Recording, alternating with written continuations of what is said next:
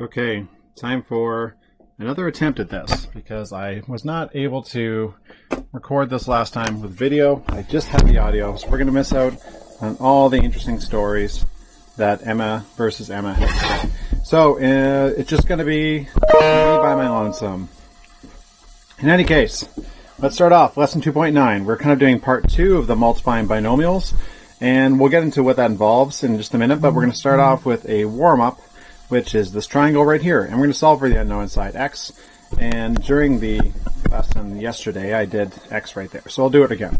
So as Emma Kovich liked to point out last time, we needed to convert this. Or maybe it was the other Emma. I can't remember. Too many Emmas. All right. So we need to convert this to a number that we can use. So let's convert it to just inches. So we're going to do that. And we want it just in inches. So 2 feet, we're going to multiply it by 12, and we end up with 24, right? Because there's 12 inches in every foot, so 2 feet times 12 inches is 24, and then we're going to add our 5, and we end up with 29 inches.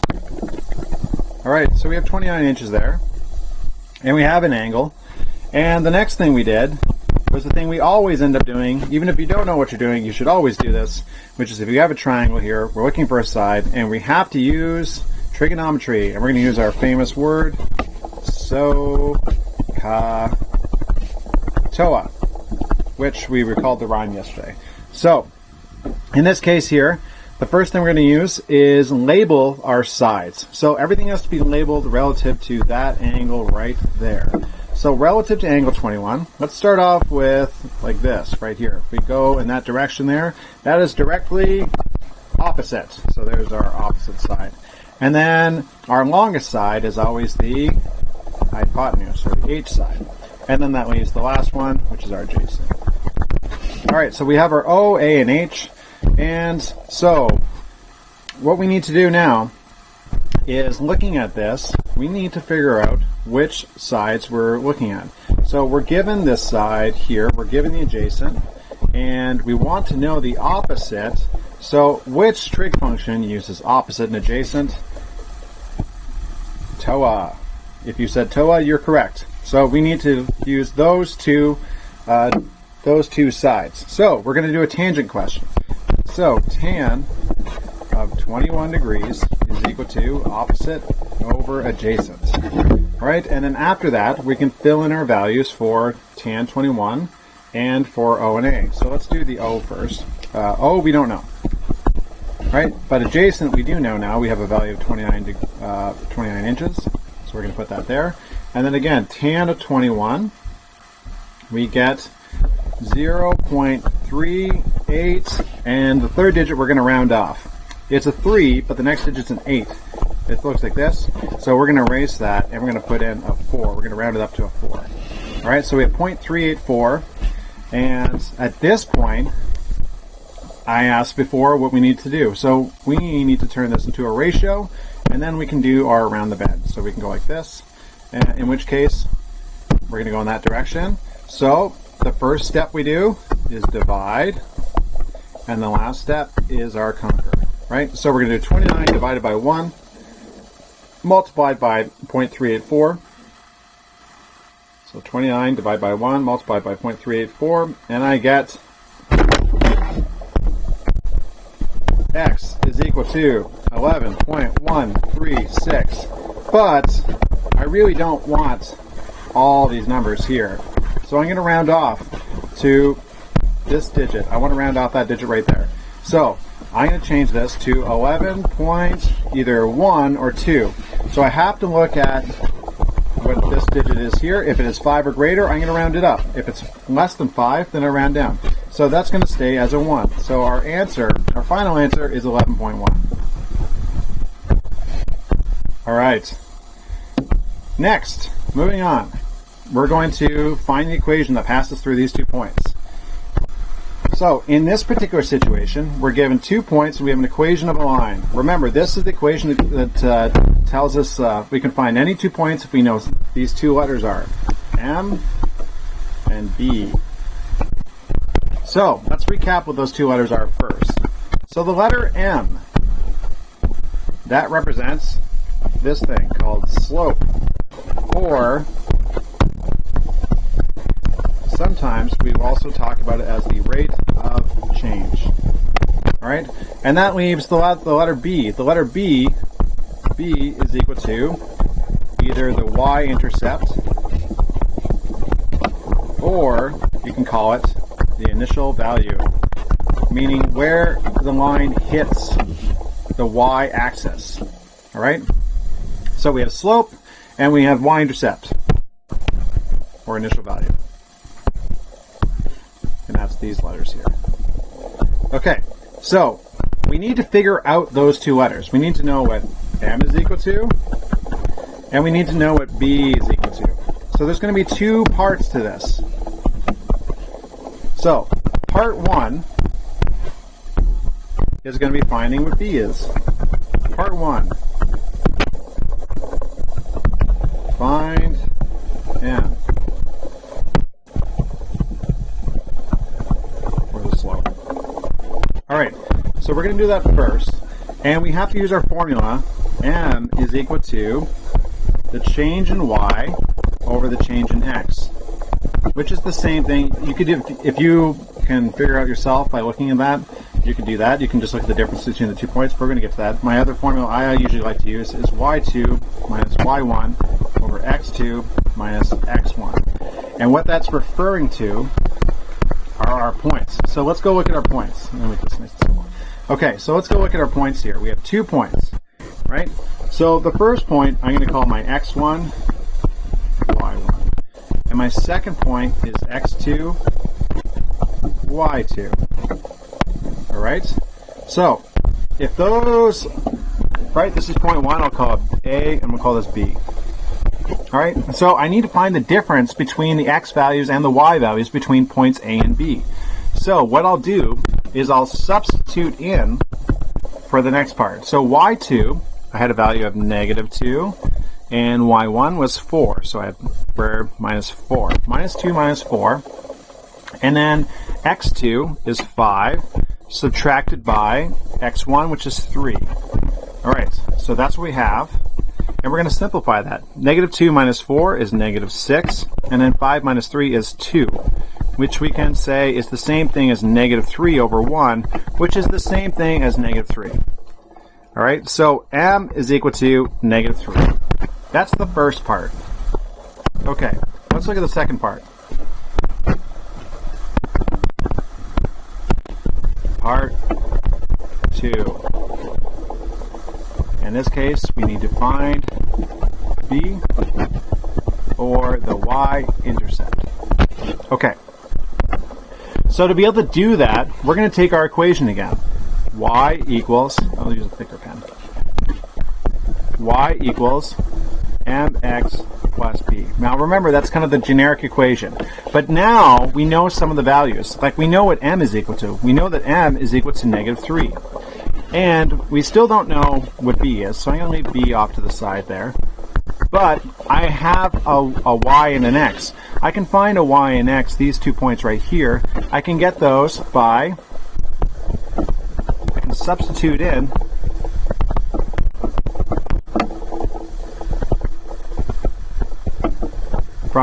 I can substitute in the point from either A or B. All right? So in this case here, I'm going to use, let's use point A. So y1, which is part of point A, was the value of 4. So we have 4 there, and then x1 was 3. So I'm going to put in 3 right there. All right, so the first part doesn't change. If we move on to our next line, 4 is equal to, and we're going to do our multiplication because of bedmass, right? So we have to do -3 times 3, and we end up with -9. And we still don't know what b is, so we're going to leave that off the side, plus b. So the last part is getting rid of the value, because we want this, in the end, it should be something equals b. So we have to get rid of this -9. So the only way to get rid of -9 is to add 9. So I'm going to add plus 9. And whatever I do to one side, I have to do to the other side. Right? So once I get to that point, these are going to cancel out. So 4 plus 9 is 13. So 13 is equal to B.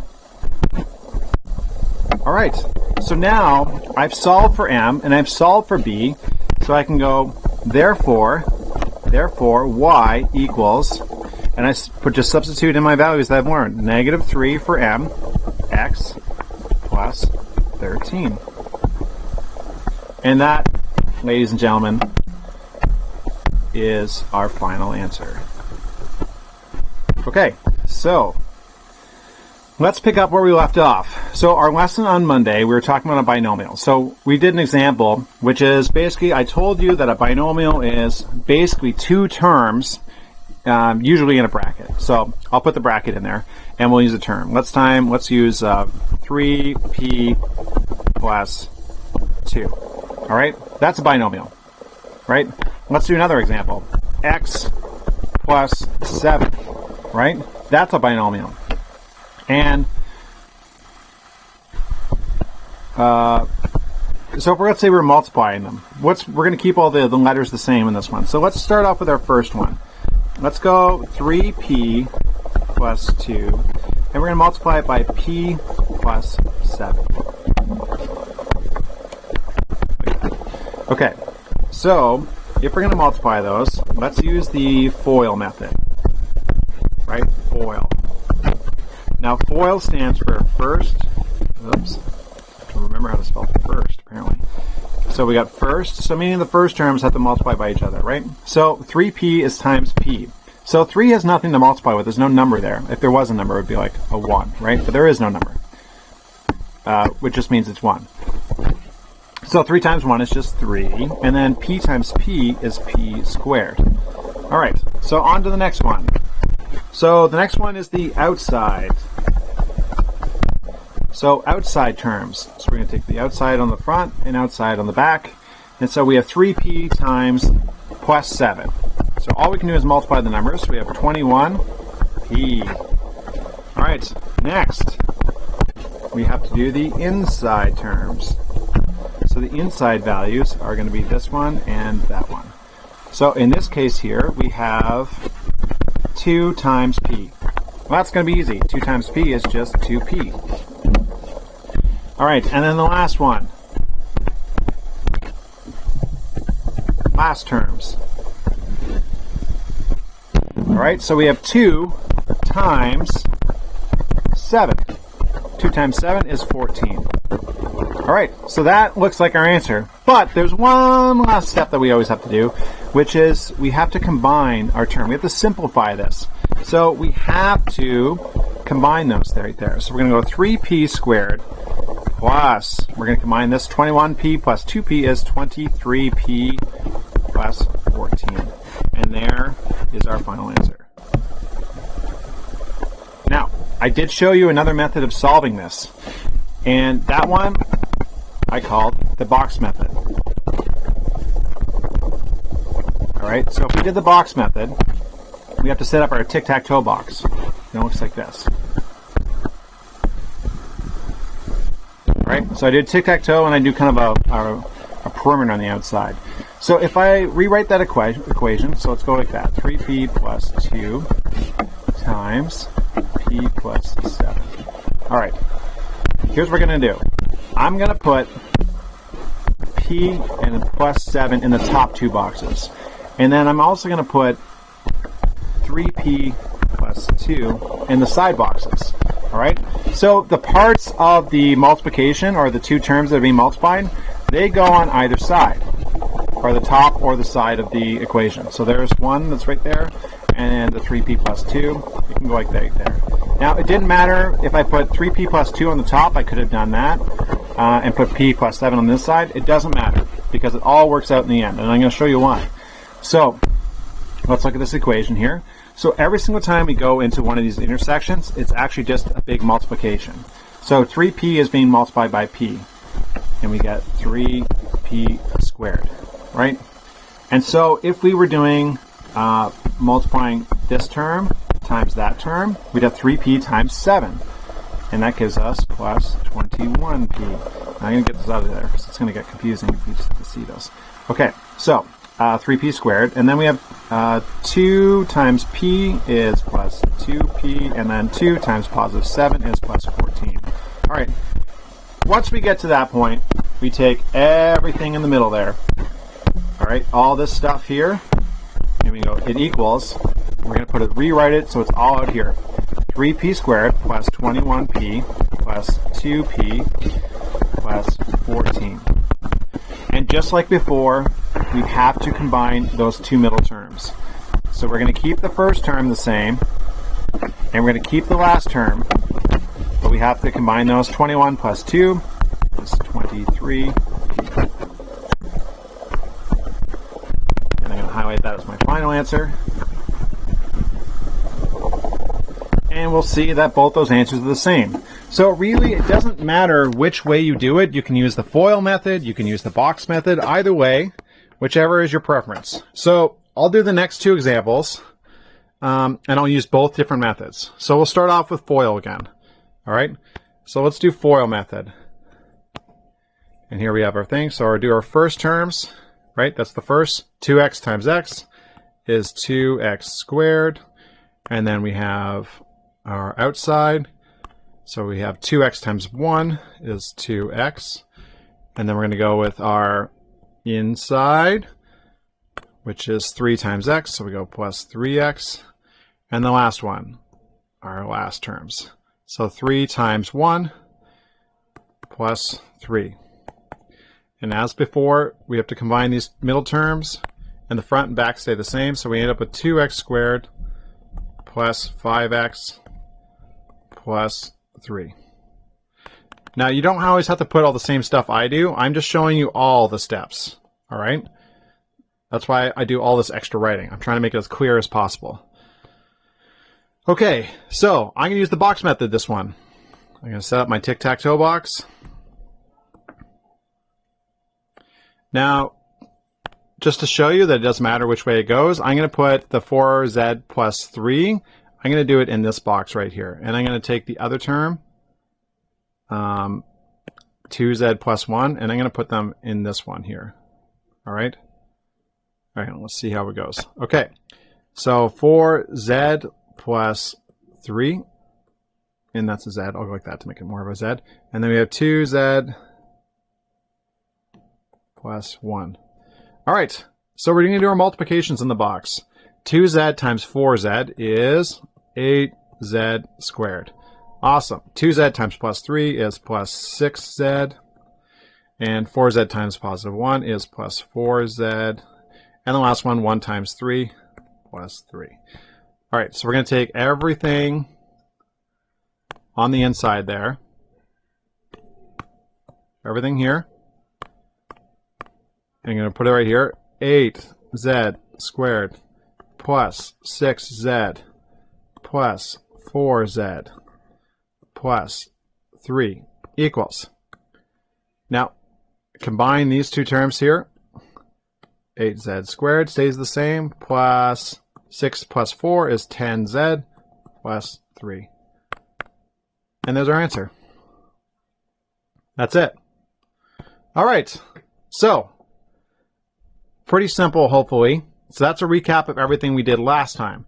So how are things going to change? Well, both the terms you've looked at had been positive, but what if one of them was negative? Let's see what happens when one's negative. So we'll do the same thing. Why don't we do FOIL on this one? I'll start off doing our FOIL. So we'll do first, and we end up with 2x, and we'll do outside. 2x times plus 4 is plus 8x. And now we have to do inside. Negative 1. Remember, that's the whole term, not just part of it, the whole term. Negative 1 times x is negative 1x. And then the last ones, the last terms, negative 1 times 4, negative 1 times 4, and negative times a positive is going to be negative. All right, so just like before, we have to combine those two. Oh, 2x, this should be say 2x squared. So 2x squared stays the same, and then plus 8x minus 1x is plus 7x. And minus 4 stays the same. So our final answer, 2x squared plus 7x minus 4. So let's see what happened there. Now we noticed that, hopefully you may have noticed, that what happens is when we have it like this, we're always going to have a negative term as your last value. Always. All right? Now, the reason why is because the last thing you do on FOIL, right? Last thing you do on FOIL is we're doing the a negative times a positive, and it's always going to be that way. So I'm going to go back and just kind of like make sure I have this color coded here for anyone that's interested in following my color coding. I am deliberately trying to color code it. If you're colorblind, well, it's wasted on you. Okay, so let's go and try a couple of different examples. All right, and I'll do FOIL method and I'll do box method alternatively. Okay, so let's start off with this one here. 3f minus 2. We're going to start off with our FOIL method, so we're going to go first, right? 3f times 2f is 6f squared. And then we have our last, so 3f times plus 2 is plus 6f. And then we have our inside, negative 2 times 2f is negative 4f. And then we have our last one, negative 2 times positive 2. And as always, it's going to be negative last term, so negative 4. All right, so then we just combine these ones in the middle. We're left with 6f squared plus 2f minus 4.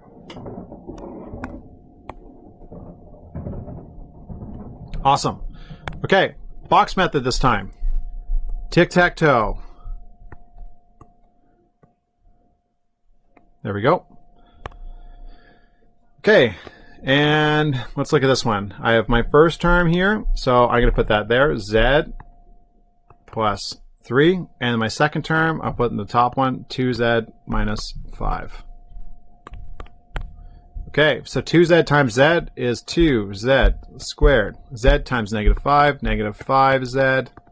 And 3 times 2z is plus 6z. And plus 3 times negative 5 is negative 15. Now you'll notice that I always put the sign plus or minus, especially with the second terms. The first one I don't usually do because it's almost always positive. But I'm just trying to keep track of everything because in math, it's really easy to lose stuff. So I try not to do that. All right, so let's rewrite it out. So we have 2z squared minus 5z plus 6z minus 15. All right, so we're going to combine these ones there because 2z squared and negative 15 are going to stay the same. But negative 5z plus 6z gives us plus 1z, or plus z, either way, your choice. And yeah, that should be it. That's our answer. Okay, so far so good. What about, though, our final situation? What if both binomials are negative? Well, that's going to change things. And I'll show you why. Because right now, our last terms, if you look at them, again, they're negative, right?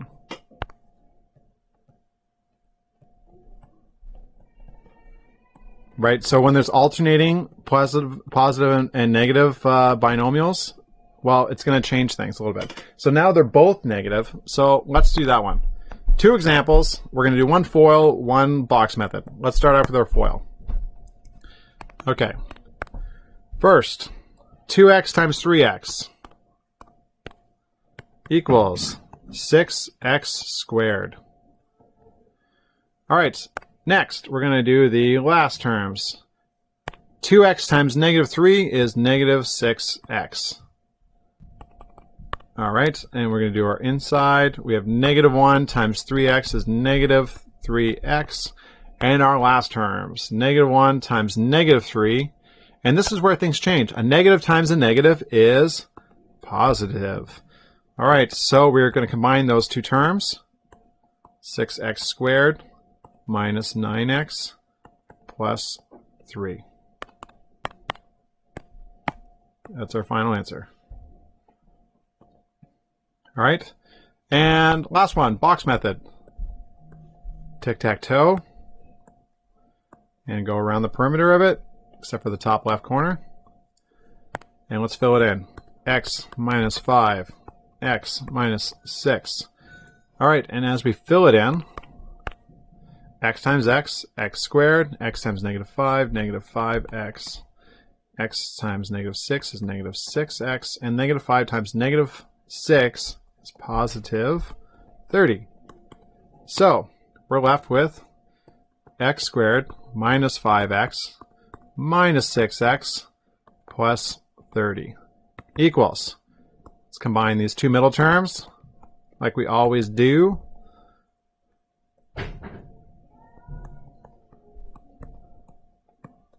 And there's our final answer. All right, so hopefully you're noticing that when we're doing two negatives, the middle term is negative, but the last term is always positive, right? See, we can see it over there as well. So we got positive last term and middle term negative. Now, you don't necessarily have to think about that, but it's just something to remind yourself. You can double check whether you have it right or not. All right, so I have 6 questions there and one kind of throwback question, trigonometry based. I'd like you to do those, practice those questions. If you get lost in a lesson, come back and you can pause the screen. It's on YouTube. If you have a question, contact me on Teams. I'm happy to help you out. You have a quiz. The quiz is due by next class, which is on Tuesday. So next week, because of Easter, we are changing our schedule a little bit. So Tuesday and Wednesday at 2 p.m., we will be live streaming our lessons. And yeah, that's pretty much it. All right, so have a happy Easter break. Do the quiz. If you have a question, give me a shout. Miss you guys, and good luck. Hopefully your other teachers aren't bombarding you. And if they are, that sucks. Okay, so I'll see you on Tuesday. Happy Easter.